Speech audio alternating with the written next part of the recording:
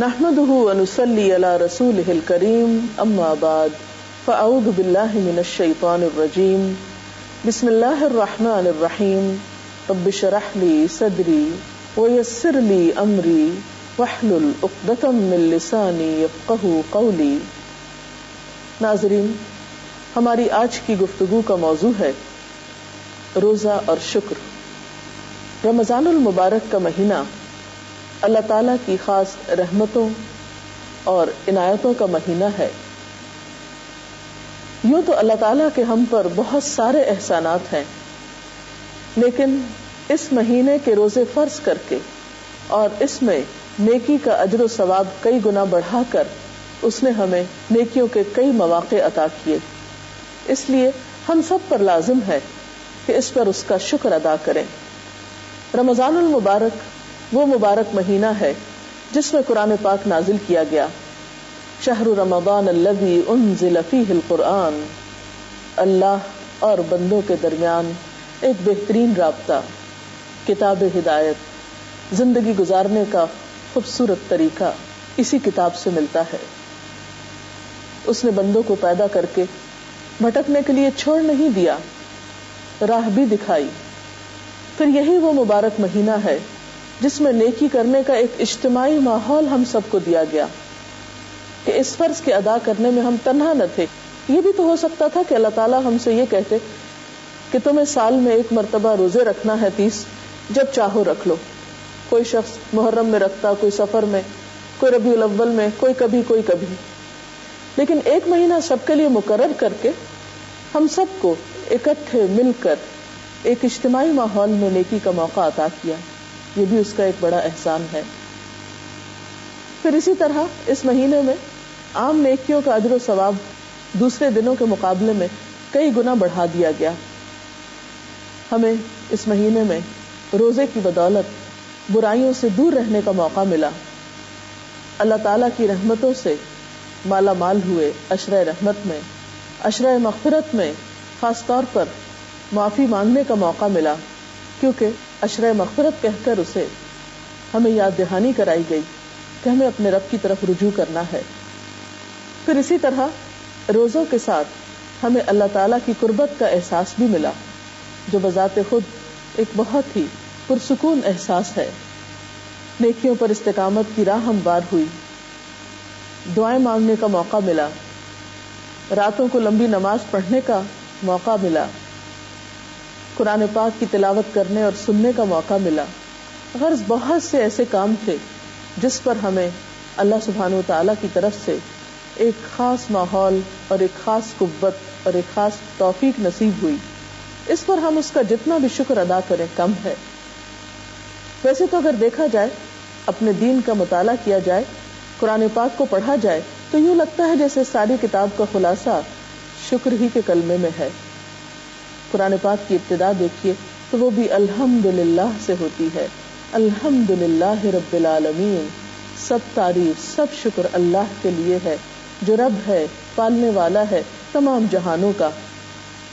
تو یوں لگتا ہے جیسے اللہ تعالیٰ اس کتاب کو دے کر، اس دین کی تعلیم دے کر ہمیں ایک شکر گزار انسان بنانا چاہتے ہیں، کیونکہ شکر گزار انسان ہی انسانوں کا محبوب بھی ہوتا ہے اور اللہ تعالیٰ کا بھی. شکر ہی ایک ایسا جذبہ ہے جس کے ذریعے انسانوں کے باہمی تعلقات خوشگوار ہو سکتے ہیں. شکر ہی اللہ تعالیٰ کی اور بندوں کی قدردانی کرنا سکھاتا ہے. شکر نعمتوں میں اضافے کا ذریعہ ہے. ارشاد باری تعالیٰ ہے وَإِذْ تَأَذَّنَ رَبُّكُمْ لَئِن شَكَرْتُمْ لَأَزِيدَنَّكُمْ وَلَئِن كَفَرْتُمْ إِنَّ عَذَابِي لَشَدِيدٌ. اور یاد رکھو، تمہارے رب نے خبردار کر دیا کہ اگر تم شکر گزار بنو گے تو میں تمہیں اور زیادہ نعمتیں دوں گا، اور اگر تم نے ناشکری کی تو میرا عذاب بھی بہت سخت ہے. گویا شکر نعمتوں کو بڑھانے کا، نعمتوں کی بقا کا ذریعہ ہے. اور اس شکر کا فائدہ خود شکر ادا کرنے والے ہی کو ملتا ہے. وَمَن شَكَرَ فَإِنَّمَا يَشْكُرُ لِنَفْسِهِ. جو شکر ادا کرتا ہے اس کا فائدہ اس کی اپنی ذات کو پہنچتا ہے، اور جو انکار کرتا ہے تو اللہ تعالیٰ بے نیاز ہے، تعریف والا ہے، اس کو بندوں کی پرواہ نہیں.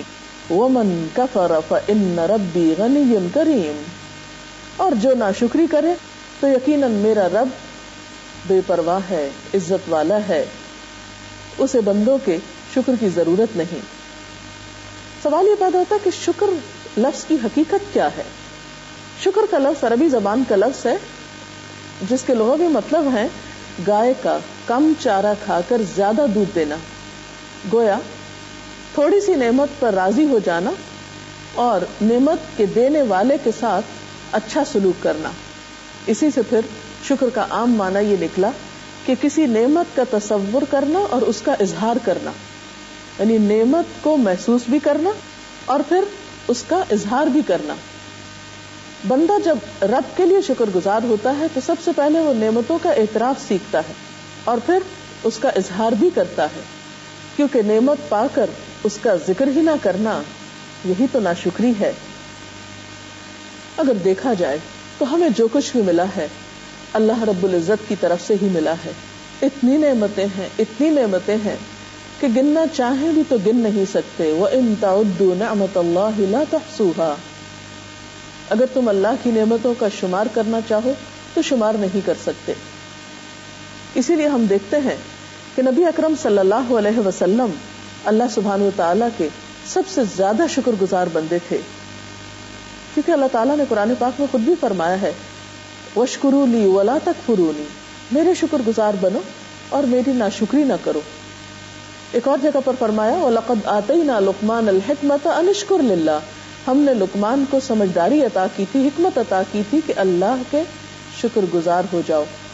تو گویا شکر ادا کرنا حکمت اور عقل مندی کی بات ہے۔ اور جہاں تک رسول اللہ صلی اللہ علیہ وسلم کا تعلق ہے تو آپ اپنی آخری زندگی میں رات کو اتنا طویل قیام فرماتے کہ آپ کے پاؤں مبارک متورم ہو جاتے۔ صحابہ کرام نے عرض کیا یا رسول اللہ صلی اللہ علیہ وسلم، اللہ تعالیٰ نے تو آپ کے سب اگلے پچھلے گناہ معاف فرما دیے ہیں، پھر آپ اتنی مشقت کیوں اٹھاتے ہیں؟ تو آپ نے جواب دیا کیا میں اللہ کا شکر گزار بندہ نہ بنوں؟ افلا اکون عبدا شکورا، کہ اللہ نے مجھے اتنی نعمتیں عطا کی ہیں، کیا میں جواباً اس کا شکر ادا نہ کروں؟ اسی طرح اللہ تعالیٰ کے ساتھ ساتھ بندوں کا شکر بھی ادا کرنا چاہیے، کیونکہ اس کا بھی ہمارے دین نے ہمیں حکم دیا ہے۔ آپ صلی اللہ علیہ وسلم نے فرمایا من لم یشکر الناس لم یشکر اللہ، جو بندوں کا شکریہ ادا نہیں کرتا وہ اللہ کا شکر گزار بھی نہیں ہوتا۔ اور بندوں میں سے سب سے زیادہ جو ہماری شکر گزاری کے مستحق ہوتے ہیں وہ ہمارے والدین ہوتے ہیں۔ قرآن پاک میں اللہ تعالیٰ فرماتے ہیں انشکر لی ولوالدیک، کہ میرا شکر ادا کرو اور اپنے والدین کے شکر گزار ہو جاؤ، الی المصیر، میری ہی طرف تمہیں لوٹ کر آنا ہے۔ گویا شکر گزاری کے لیے یہ احساس فائدہ مند ہے کہ ہمیں اللہ کے پاس واپس جانا ہے، تو اس کو ناراض کر کے اسے کیا منہ دکھائیں گے؟ والدین کے علاوہ خواتین کے لیے خاص طور پر یہ کہ وہ شوہر کی شکر گزار ہوں۔ آپ صلی اللہ علیہ وسلم نے فرمایا تم میں سے ایک دنوں تک اپنے ماں باپ کے ہاں بن بیاہی بیٹھی رہتی ہے، پھر اللہ تعالیٰ اس کو شوہر عطا کرتے ہیں، بچوں سے نوازتے ہیں، پھر اگر شوہر کی طرف سے کوئی معمولی سی تکلیف بھی پہنچتی ہے تو یہ کہہ اٹھتی ہے کہ میں نے اس گھر میں کوئی خیر دیکھی ہی نہیں۔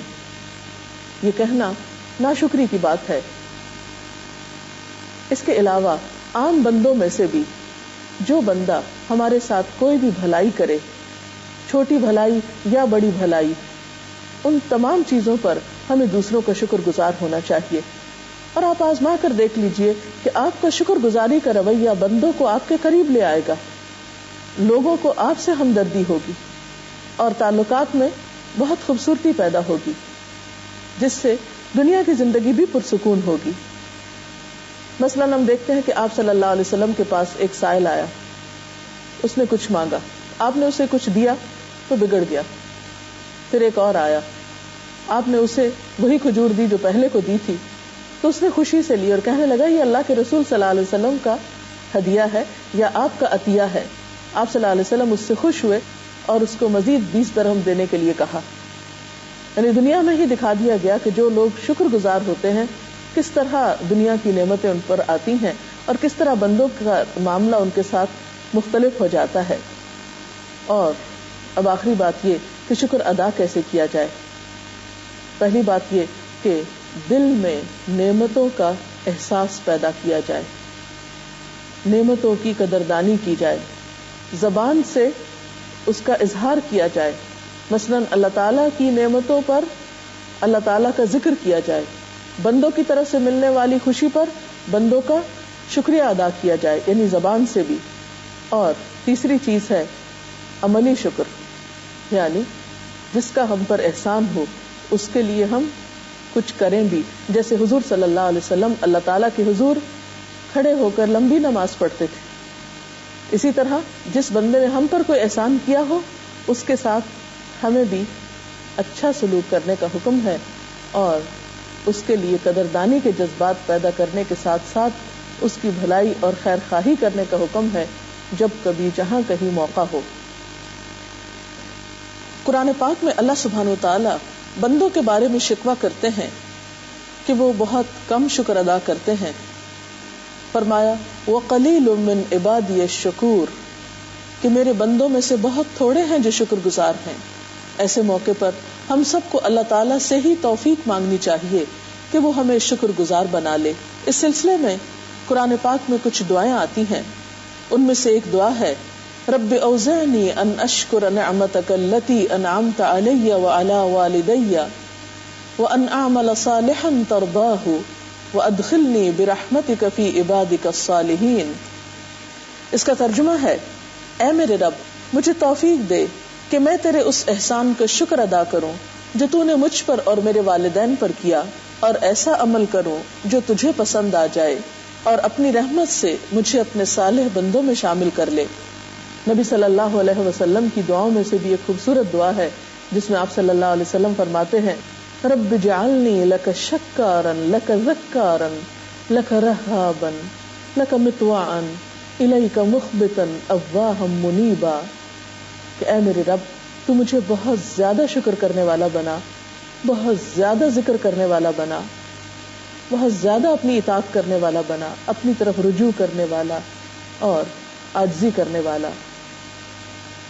تو بات یہ ہے کہ جو شخص شکر ادا کرتا ہے اپنے ہی فائدے کے لیے، اگر ہم رمضان المبارک کی ان نعمتوں پر جو اللہ تعالیٰ نے ہمیں اس مہینے میں عطا کی شکر گزار ہوں گے تو انشاءاللہ آئندہ بھی نیکی کے مواقع پاتے رہیں گے اور دنیا و آخرت میں خیر و سعادت سے ہمکنار ہوں گے. اللہ تعالیٰ ہمیں اس کی توفیق عطا فرمائے. وآخر دعوانا ان الحمد للہ رب العالمین.